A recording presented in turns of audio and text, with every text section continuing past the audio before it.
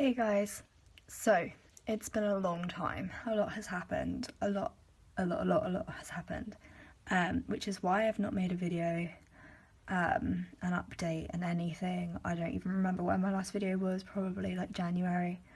So I will fill you in on this year because I don't know what I've said and what I haven't said, and if I've made a video, what I haven't included. So basically, I'll start from the beginning. So, Christmas was fine. I hope you all had a good Christmas and a happy New Year. My New Year was good, but it very swiftly turned sour. I got put, so on my birthday, I'm pretty sure I made a video about that. Obviously, had an incident, flashback, got taken home by the police, wasn't in any trouble, was just in an absolute mess, not good. Following that, I took an overdose very early January, I think maybe the 2nd or the 3rd, then got put on a section 136 a few days later. Long story short, they discharged me from the section 136, phoned my mum, said can you come pick her up, and she said she's not coming home, and I was very swiftly made homeless. In a matter of hours I had no home, I didn't have anywhere to go, I was in a 136 suite and they couldn't discharge me because I didn't have anywhere to go to. So that kind of left my relationship with my mum, as you can imagine, in pretty much tatters. We're okay now. There's still a bit of tension, but we're okay. It's been about 3 months, so we're moving in the right direction. So between January and now, I've had 5 overdoses, I think.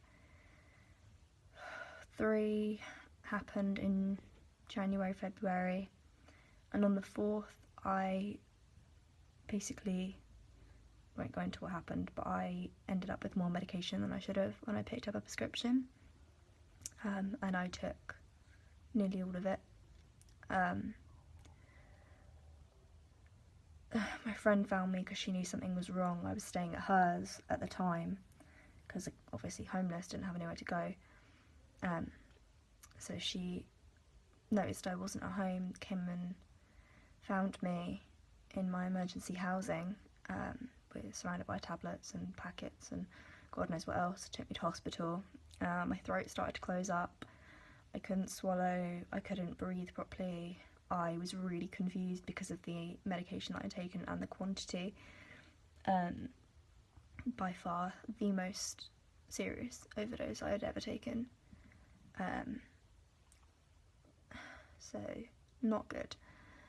Following that, because of the medication I'd taken, you have to take a very, very, very high amount to need treatment, and I did not take enough to need treatment, thankfully. I have no liver damage, I'm okay, physically. But because it had followed, it was the result of after 3 overdoses and then that one, they started to consider admission. So I had been told that people were considering it and no one was actually doing anything about it, so I thought, that's fine, cool. So they considered admission and said to me, would you be willing to go into hospital? And I said, well, I have nothing to lose anymore, so yeah, I would. I need the help, so yeah, I would. So, waited around the hospital. They said, we don't know when we'll find a bed. Could be by the end of today, but we don't know. So that was mid-February, I think it was the 15th. They found a bed that day, and then later that day I went and got some of my stuff from the friend I was staying at's house, and she took me to the hospital, and I was admitted inpatient. When I got there, it was a very long process, obviously. wasn't particularly good environment. The last time I was inpatient, obviously I was under 18, so it's very different to what it was like last time, and it was a secure hospital as well. So very, very different. I got very agitated. I went in on the Wednesday, and by the Saturday I was kind of completely done. I didn't want to be there anymore. I was trying to run away. I was being restrained. I was doing all sorts of crazy things. So I had a very, very difficult first weekend there.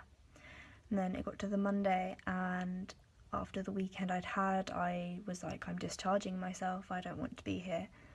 And they sectioned me on a 5-2, which is 72 hours, and then they did a mental health assessment to see whether to keep you in, and they basically said, after that assessment, would you stay in formally? And I said yes. And they said, but because of my completely unstable mental state and completely unpredictable, they put me on a section 2, which is 28 days, because they couldn't guarantee that I would stick to staying informally. I would said yes then, but that could have changed in a matter of hours later. I was so completely unstable. So I saw that section through for 2 weeks, and then I got discharged off that section, thankfully. Agreed to stay informally. So I actually got taken off that section 2 weeks ago-ish, in the morning. And then the afternoon I came to another hospital, not secure, open hospital, a private hospital under insurance. So no, we're not self-funding this, we are not millionaires. It's a lot better here. So that's where I'm at currently. I've been here for 2 weeks, 2.5 weeks, something like that. I'm informal. I'm not doing very well at all. I am being threatened with section, being threatened to be sent to an each disorder unit, being threatened to sent to a more secure unit, being threatened to do all sorts of things. I am not in a very good place at all. I am having a really, really rough time, and the consultant said, so I've been here for 2 weeks, I was at the place before this 3 weeks, so it's been about just over a month, maybe a month and a half, and the consultant said he's looking at another 2 to 3 weeks, obviously depending on how things go here, if I don't get transferred or sectioned, which I don't intend to, because no thank you. So that is why I haven't been as active on anything, really. The signal here is really, really crap. So I'm not really accessible, but it is a lot nicer here than where I was. It is a lot calmer here than where I was. The people here are a lot nicer, the staff are a lot more helpful, the programme is good. I have an outpatient programme sorted for when I leave here, which will be in a few months. It's all very up in the air because it's a new programme that they've just started and it's NHS, but we'll see how it goes. And my living situation is in the process of being sorted. There's multiple different parts of it going on.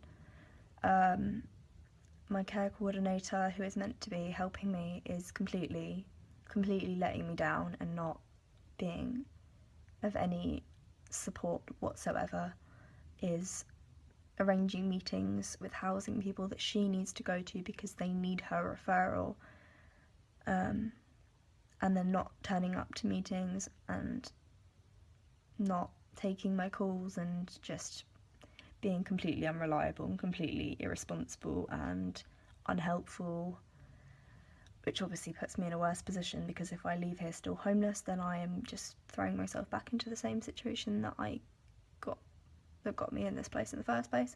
So I don't think that's a good idea, but we will see how that goes. I will try and update as much as I possibly can. I don't know if I will be able to, but I have shit signal, I have no Wi-Fi, so this is going to be a struggle. But yeah, so that's what's going on. I hope you are all very well. I hope that you had a good Christmas and Easter. I hope you had a good Christmas and New Year, as I said. And take care of yourselves. I'll try and speak to you all soon. Alright, bye.